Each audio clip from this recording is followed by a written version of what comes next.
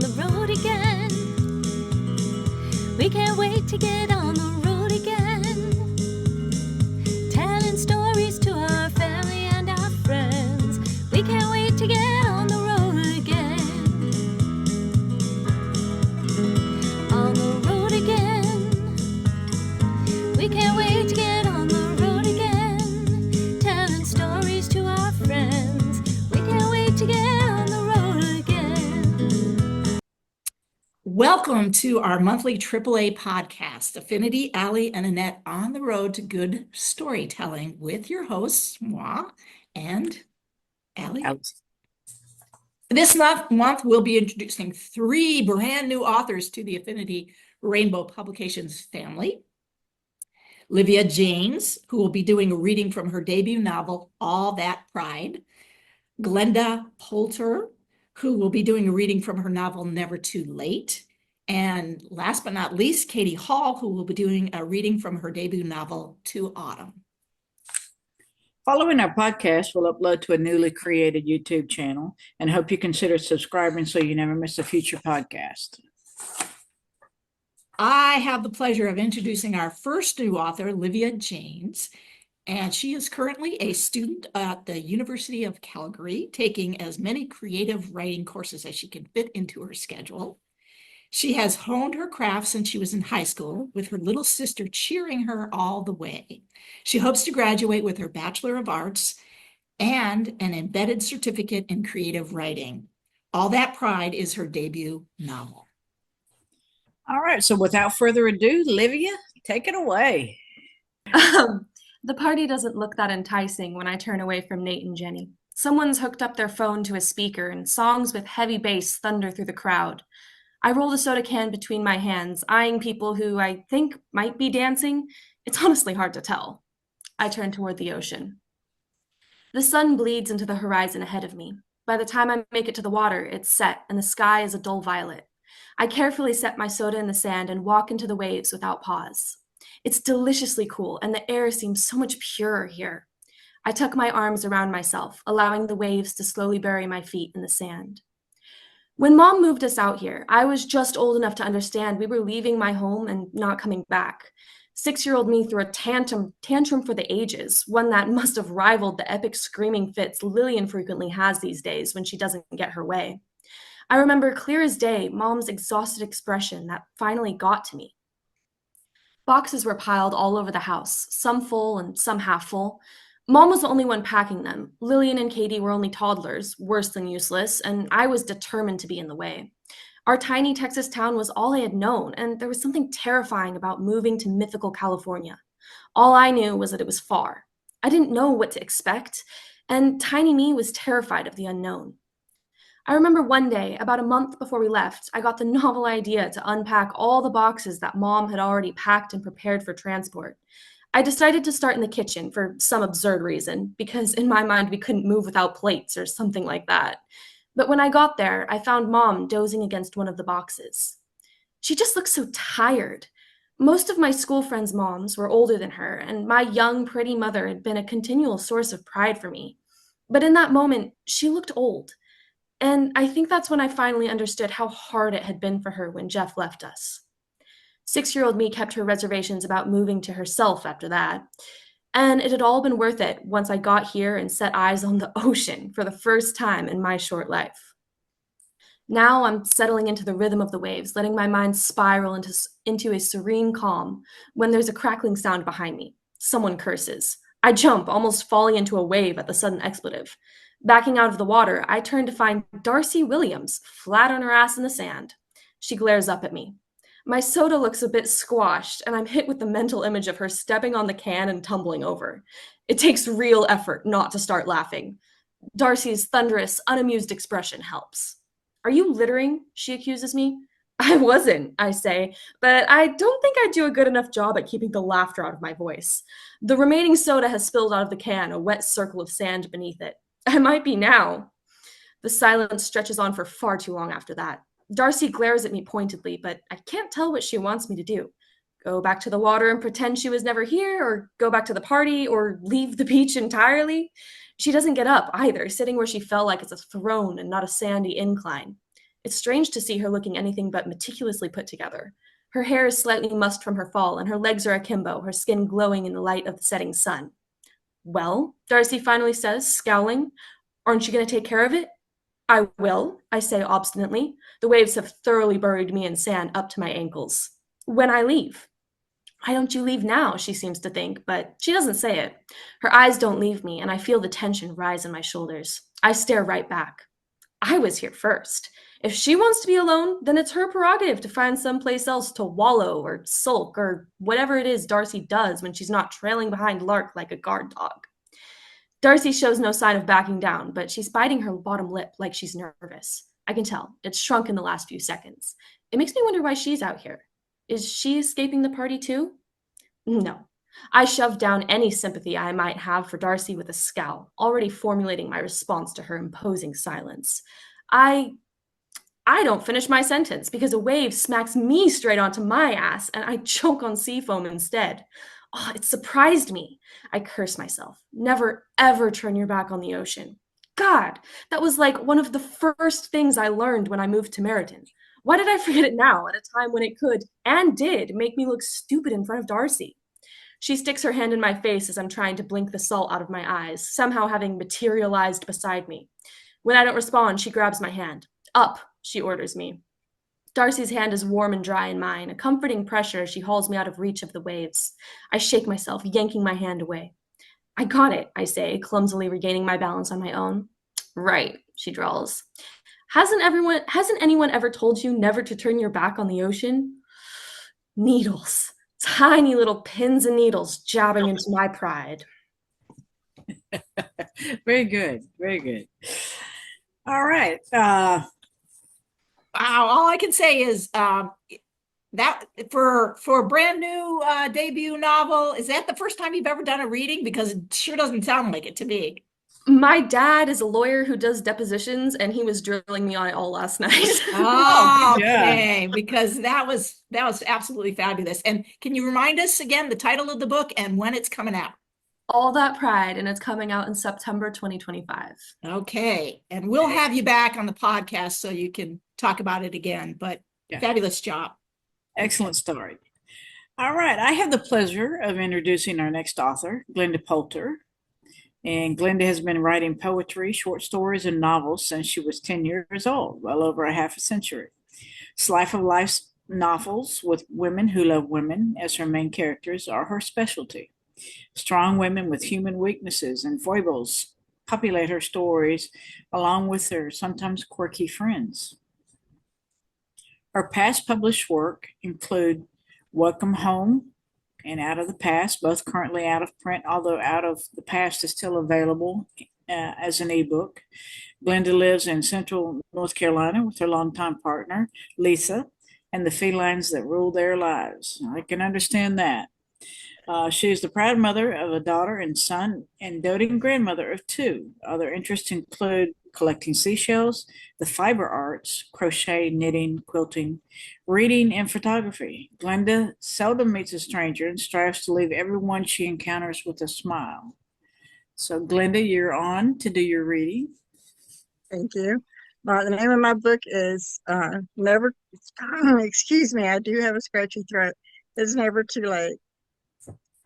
Saturday, instead of going to Beth's birthday party, I decided to be a recluse. But my pushy friends had other plans for me. I jumped when my doorbell rang mid-afternoon. I peeked through the peephole and groaned. Allison and her partner Beth stood on my front porch, as well as the four other people she told me would be at Beth's party. They each had a dish of food or a bag in their hands, except for Allison, who held an armful of flowers she picked from my flower beds. I'm not home, I yelled through the door. Allison laughed while everyone else grinned. In that case, we'll camp here on your front porch until you get home, she said. Everyone disappeared from view as I moved toward my rocking chairs. I pulled the curtain back just enough to see what they were doing. The motley crew scattered across my porch and yard. Allison caught me watching and put her face against the window. Come on, Janny. Either open the door and let us in, or come out here and join us. But we're not leaving until Beth blows out the candles on her cake at sundown. I dropped the curt. God damn it, Sandy, I whispered. Why did you have to introduce me to these idiots? The cool breeze brushed the back of my neck. Okay, this once, but then I'm done with them. The breeze caressed my face and was gone. I opened the door to the cheers of my friends. They gathered the food and the wine, and I stepped aside to let them in. They each planted a kiss on my cheek as they passed me. Allison was last. She tried to hug me, but I stiffened and shook my head. I said. I'm mad at you. I don't hug people I'm mad at, even people who bring you flowers. Allison presented me with a bouquet of my own blossoms, which you ripped out of my garden without permission.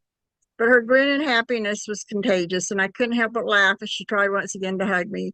This time I let her. Beth slid an arm around my waist and kissed me on the cheek again. I will not apologize for crashing in on you. We had a feeling you wouldn't come over tonight, so we brought the party to you. Happy birthday. I gave her a hug. It's good to see you again. How are you? I'm good. She gestured toward the front of the house. Your green thumb is back. Sandy would love what you've done. I tried to swallow the lump in my throat. Beth rubbed my back before joining Allison and the others in the kitchen. Before I could join them, my cell phone rang. I stepped into the hallway to answer it. Hi, Tam, I said. Hi yourself. I'm calling to talk you into going to the community social with me. I'm sorry, but a load of insanity arrived at my door a little bit ago. Raucous laughter echoed through the house. I couldn't see what was going on and wondered if I wanted to. Oh, you have company. The disappointment in Tam's voice was palpable. I'll let you go. Wait a minute, I said. These guys didn't warn me they were coming over. I was supposed to go to their house for dinner, but they decided I wouldn't show up. So they brought it over here, uninvited and unexpected. Would you like to join us? They brought a lot of good food and more than a few bottles of wine. You can come and be the only ray of sanity and help keep me from killing any of them. Tam laughed, but she sounded nervous. Well, do you want to check with them first? I don't want to crash your party. It's my house, and that makes it my party, and I'm inviting you, so you won't be crashing it, I reasoned. More crazy laughter came from the other part of the house. Oh, please come rescue me from these hooligans. Tam laughed again. Why does it feel you're throwing me to the lions? But okay, I'll be there in a few minutes. Hey, Allison found me still standing in the hall after I disconnected my call. The hostess isn't supposed to disappear into thin air. Who was on the phone? A neighbor. She wanted me to go to the community social with her. I invited her to join us instead. I hope you don't mind.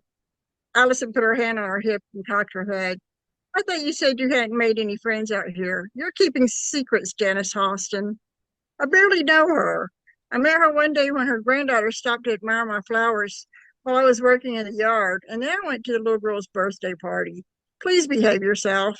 I think she's straight, but even if she is a lesbian, you know good and well I'm never going to have another relationship. She pulled me into a hug. I'll be good, I promise. But I hope you change your mind about the relationship thing. I hate seeing you alone and lonely. I'm not lonely. My doorbell rang, cutting off the rest of our old argument. I headed for the door, but Allison pushed past me and opened it herself. Everyone else came from the kitchen to see who had arrived. I groaned. Hi. Allison opened the storm door for Tam. I'm Allison, one of Janny's oldest friends. Believe nothing she says about me. It's all lies. A grin spread across Tam's face. You mean you're not the smartest, most giving and caring best friend a person could have? She winked at me. Well, okay. I refuse to believe it. The look on Allison's face was priceless as everyone burst into laughter. Tam stepped around Allison and gave me a hug. Good one, I said into her ear. You may have neutralized her. Very good. Very good. Thank you. These you guys just put me to shame. I don't know about Allie, but the first time I read, I was literally green and didn't do quite so well as y'all. Yeah. I have done readings before, and the first time I read, I was shaking so hard they couldn't understand what I was saying. Yeah, it was nerve-wracking to say the least. Yeah. Well, last but not least, oh wait, before I do that, Glenda, can you remind us again, the title of the book is Never Too Late, Never too right? late. And it is coming out in August, right? August 1st. Great, perfect. Okay, last but not least, I have the pleasure of introducing our final new author, Katie M. Hall is a 40-something writer, researcher, and filmmaker. She is co-founder and former editor-in-chief of the Planet London family of websites and contributed hundreds of articles for the LBQT community, including book and film reviews, celebrity interviews, opinion pieces, and features between 2011 and 2015. Her writing can also be found in many issues of the UK-based Diva magazine. Katie's poems and short stories have been shortlisted for several national UK writing awards. Her poetry is included in the Arachne Press Anthologies Byways 2024 and Times Go By Turns 2020, and her short stories feature in various lesfic collections such as L is for ... 2014, and Lesfic Electric Volume 2, 2020. Katie is currently undertaking a PhD in creative writing at Kingston University, exploring queer memoir in theory and practice. Katie is the creator and screenwriter of the first London LBQ web series, the award-winning She's in London, and producer of the award-winning indie feature Under the Influencer. She is part of the producing team of a new documentary in production about the troubled teen industry in the US. Wow, that's impressive. I have to admit that I haven't yet, but I am going to look at your indie film and your series because I love watching those things. I'm constantly watching that stuff. So I'm excited to do that. I should have done it before, but That's all right. I'll share the links with you. No worries. Oh, perfect. Yeah, that'd be great if you could share the link for us. Of course. All right, and you're off. Thank you. So my novel is called To Autumn, and it's coming out in May this year. I'm going to give a very small context note because it's quite a British novel. So the main character, Robin, she's 16 and it's her birthday today. She's staying in a caravan park, kind of holiday park site in Devon, southwest England, with her little sister Anne and her grandmother. She's had a very mixed emotions in the day coming up to this scene, and she received a card from her mother who nearly died recently, but she also appreciates that her grandma and Anne have tried hard to make it quite a special day for her, and she's been spending her lunch times watching Neighbours, which is an Australian soap that British people absolutely adore, with a very gorgeous Australian student called Autumn, who happens to be a lifeguard at the caravan park swimming pool. So this scene picks up with Robin joining Autumn for today's episode of Neighbours. And apologise for the terrible Australian accent I'm about to do. G'day, happy birthday, sweet 16. The concrete in my stomach swells like a stone sponge full of everything I don't want to be feeling. Had a nice day? Lots of cards and prezzies, she says, nodding to the envelopes in my hand. I did all right. Ray-Bans, an old edition of Keats's letters from Grandma. I don't feel like talking, and I wonder if she notices. Nice. The sunnies suit you. Don't blush, Robin. Maybe I could come over and take a look at that old edition. I've only been able to read the crappy paperback of Keats's letters that they have in the uni library. I nod, not able to say no without looking like a twat. Well, Autumn continues, obviously not noticing my mood. I have a little something for you. Not quite as exciting as my main man Keats. I'll grab it from my locker after the episode. A flutter of excitement. Then I want to throw up. We walk into the building and I take deep breaths. The staff room is quiet again. I ask Autumn if I can make myself a cup of tea while she sets up the TV. I bring over a cup each and settle myself on the sofa. She joins me, and once again our sides meet in the middle. I try to lean to the left, towards the sofa arm, but that doesn't make any difference, and I just look like I'm fidgeting. I'm not able to pay any attention to whether Toadie will report Lou's stolen goods to the police. Not even Neighbours can take my mind off things. And before I know it, the closing music is playing, and I've got no idea what happened. Autumn jumps up and bounces over to the set of battered lockers. She opens one and pulls out a small, neatly wrapped present. Here you go, sweet 16. Something I thought you might like. She passes it over, and I start to unwrap it carefully. Autumn laughs. I haven't got you a stick of dynamite. You don't need to be delicate. She says, I forget that other people's parents don't make them open wrapping paper with the intention of saving it, never to be used again. I rip the last piece off to reveal a cassette. The cover bears a hand-drawn cartoon of me sitting at the pool, reading with my headphones on. I made you a mixtape. You always have your Walkman on whenever I see you sunbathing. I thought you might like some new music to try.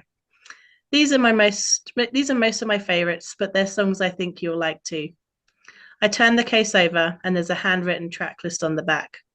I've listed all the songs and the artists. Like I said, my favorites, and all the artists that are essential playlist material, if you know what I mean. I don't know what she means. The list's mainly full of people I've never heard of, with weird names like Horse or Melissa Etheridge or the Indigo Girls or Annie DeFranco. There's a couple on there I do know though, Katie Lang, Joan Armatrading, Justy Springfield. They're all women. A penny starts to drop. They're not just women. They're women with something in common, if comments my parents have made over the years are anything to go by. Are these all lesbian singers? I whisper. Absolutely. If you haven't heard of many, think of it as a starter list. But why would I want a lesbian singer starter list? I say, still whispering despite the panic rising quickly through me. Well, you know, because you're a... Autumn cuts off in response to the look of horror on my face. Woman.